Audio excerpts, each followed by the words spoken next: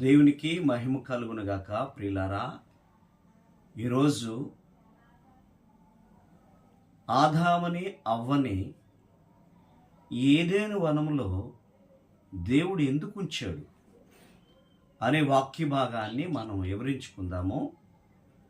ఆదికాండము 2వ అధ్యాయము 15వ వచనాన్ని మనం చదువుకుందాం.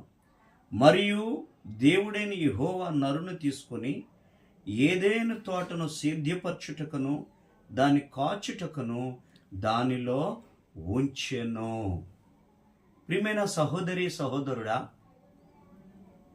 ఈ సమయంలో చాలామంది అనుకుంటారు కదా, ఆదాము అవ్వలను దేవుడే సాతాన్ని పంపించాడు అనుకుంటారు. అది నా మట్టుకైతే ఆ రీతిగా కాదు. దేవుడు ఏదెను వనంలో ఆ వనాన్ని కాయమని దాన్ని సేద్యపరచమని అందులో ఉంచాడు. ఆ ఏదెను వనంలో చక్కగా ఉంటే ఆదాము వేరొక వైపు, అవ్వమ్మ గారు వేరే వైపు వెళ్ళిపోతే కాసేవారు ఎవరు లేరు ఆ తోటని. కాబట్టి అవకాశము సాతానికి కలిగింది.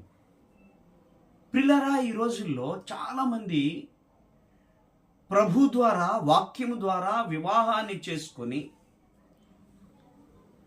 మన కుటుంబాన్ని కాపాడమని ప్రతిరోజు ప్రార్థన చేసుకుంటూ ముందుకు వెళితే ఆ కుటుంబంలోనికి సాతాను ఎంటర్ అవడు.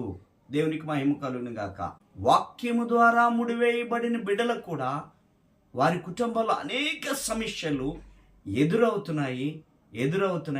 ఇది క్రిస్టియన్ మ్యారేజ్ కదా, ఇన్ని బాధలు ఎందుకు వచ్చాయనుకుంటారు. ఆనాటి కాలంలో ఆదాము కూడా కాయమని సేద్యపరచమని దేవుడు చెబితే ఆయన కాయలేదు, ఆ ఏదెను వనాన్ని సేద్యపరచలేదు.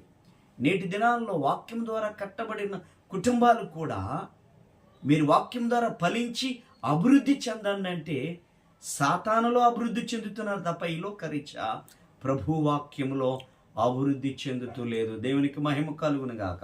కాబట్టి ప్రియులారా, దేవుడు చెప్పినట్లు మన కుటుంబాన్ని కాసి మన కుటుంబంలో ఉంటున్న బిడ్డలను చదువుల్లోనూ విజ్ఞానంలోనూ జ్ఞానంలోనూ సేద్యపరిచినట్లయితే వారు క్రైస్తవ బిడ్డలుగా వెదగడానికి, క్రీస్తుని వారు ప్రకటించడానికి, క్రీస్తు మహిమ వారి కుటుంబాల్లో వారి ముఖంలో క్రీస్తు ఛాయ కనిపించడానికి గొప్ప ధన్యత చూపిస్తుంది. దేవుడు మహిమ కలుగునగాక. ఆమేన్.